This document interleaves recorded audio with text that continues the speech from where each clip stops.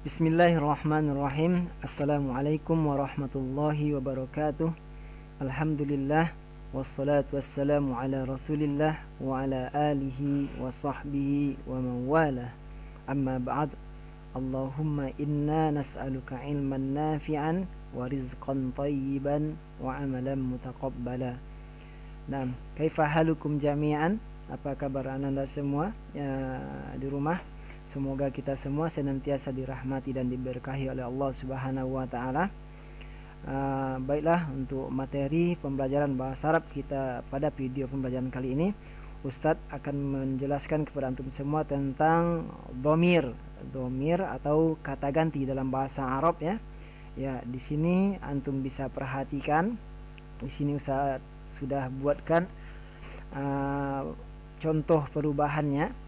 Ini domir, kata ganti dalam bahasa Arab itu ada 14 ya, beda dengan bahasa Indonesia. Kalau bahasa Indonesia dia, kamu, saya, kami 4 ya, mereka, kalian 6. Kalau dalam bahasa Arab itu ada 14 kata ganti, ada 1 orang, 2 orang, 3 orang atau lebih ya.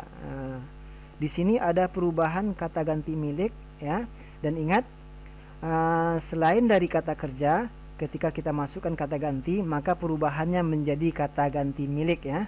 Perubahannya menjadi kata ganti milik. Ini perubahannya. Dan ketika domir masuk ke isim atau kata benda, itu berbeda ketika masuk ke kata kerja telah dan kata kerja sedang. Perubahannya berbeda ya.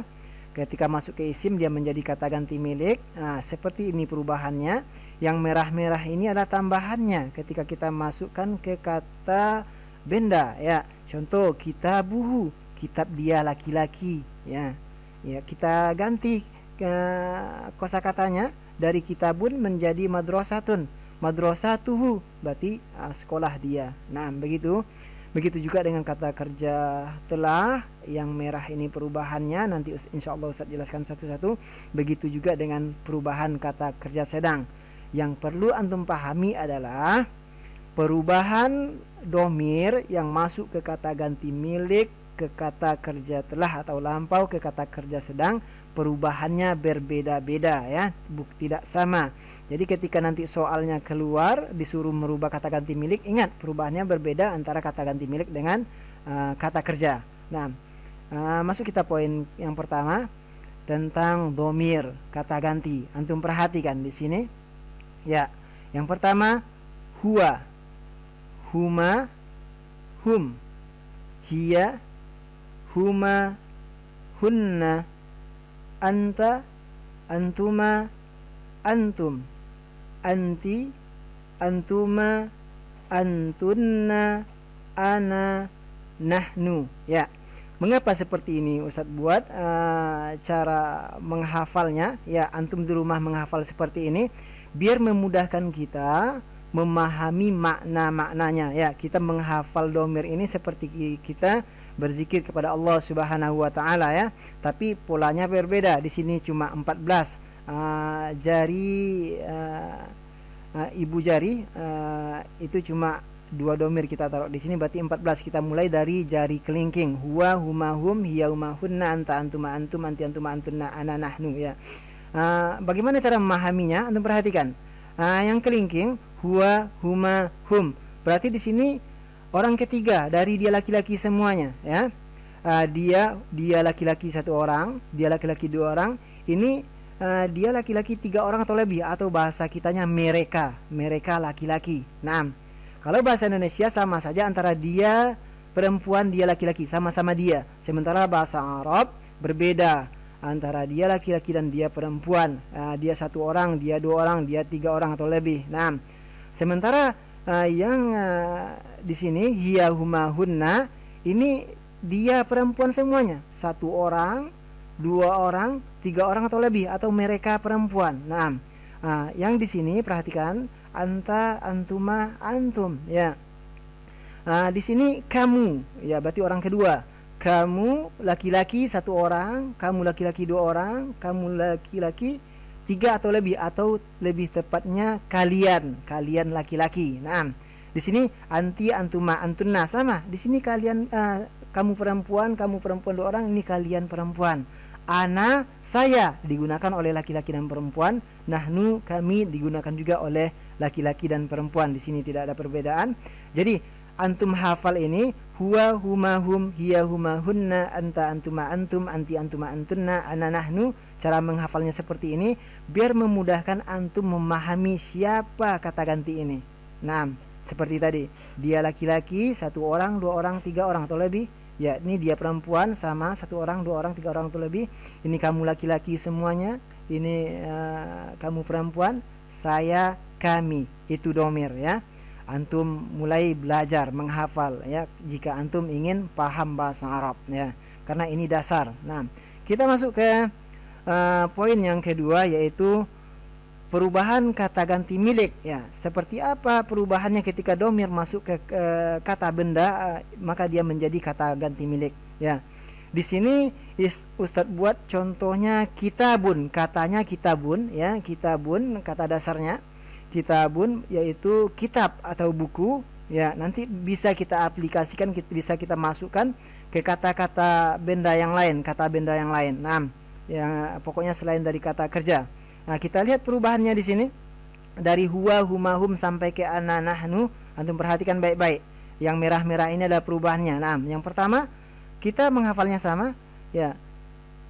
Kitabuhu, kitabuhuma, kitabuhum ya, kitabuha, kitabuhuma, kitabuhunna, kitabuka, kitabukuma, kitabukum, kitabuki, kitabukuma, kitabukunna, kitabi, kitabuna ya. Kitabun artinya buku atau kitab ya. Ketika kita masukkan kata ganti yang 14, maka dia berubah menjadi milik kata ganti tersebut. Contoh tadi huwa, huwa dia laki-laki 1 orang, berarti kitabuhu, berarti kitab dia. Contoh, haza kitabun Ahmad, ini kitab Ahmad. Kita ganti dengan kata ganti haza kitabuhu, ini kitab dia. Maksudnya dia ini kembali ke Ahmad karena Ahmad 1 orang. Seandainya kitab ini punya 2 orang, contoh Ahmad dan Umar ya, kita buat jadikan 2 orang ini. Contoh, haza kitabuhuma, ini kitab mereka berdua, maksudnya Ahmad dan Umar. Contoh yang lain, kitabuhum, kitab mereka. Contohnya ini kitab siswanya kelas 6 atau kelas 5 ya. Ya, kitabuhum, nah, kitab mereka ya, seperti itu. Ini catatannya untuk ana. Untuk ana, kata ganti ana, cara merubahnya yaitu kita kasrokan akhirnya ditambah ya. Ya berharokat sukun ya. Kitabi, kitab saya. Contoh yang lain, madrasatun, sekolah, madrasati ya, sekolah saya. Contoh yang lain lagi, ummun, ibu, ummi, ibu saya. Ismun, nama, ismi, nama saya ya. Ini perubahan kata ganti milik. Antum harus hafal 1 contoh. Setelah antum hafal 1 contoh, insya Allah sangat mudah menerapkannya kepada kata-kata benda yang lain ya. Poin selanjutnya yaitu poin yang ketiga, tentang perubahan kata kerja telah atau kata kerja lampau atau yang dikenal juga dengan fi'lul madhi. Nah, perhatikan di sini. Ini perubahannya Ustadz buat ini sama 1 orang, 2 orang, 3 orang. Ini sesuai dengan kata gantinya, perubahannya 14. Ya, di sini Ustadz buat contohnya laiba, berarti telah bermain ya. Telah bermain. Kita mulai. Perhatikan cara menghafalnya. Ya.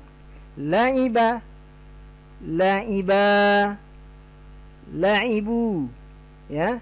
Laibat, laibata, laibna, laibata, laibtuma, laibtum, laibti, laibtuma, laibtunna, laibtu, laibna ya. Ini contoh perubahannya. Antum hafal satu contoh ini, insya Allah dengan sangat mudah antum menerapkannya ke kata kerja telah yang lain, ya. Jadi antum harus menghafal satu contoh biar antum mudah, ya.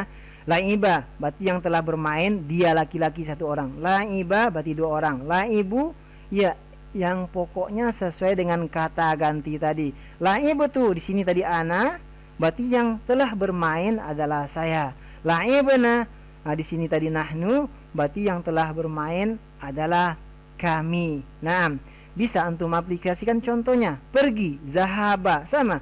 Zahaba, zahaba, zahabu, zahabat, zahabata, zahabana, zahabata, zahabatuma, zahabatum, zahabati, zahabatuma, zahabatuna, zahabatu, zahabna. Ya, bisa ke kata kerja yang lain semuanya, ya. Ya. Ada catatan di sini untuk kata kerja telah.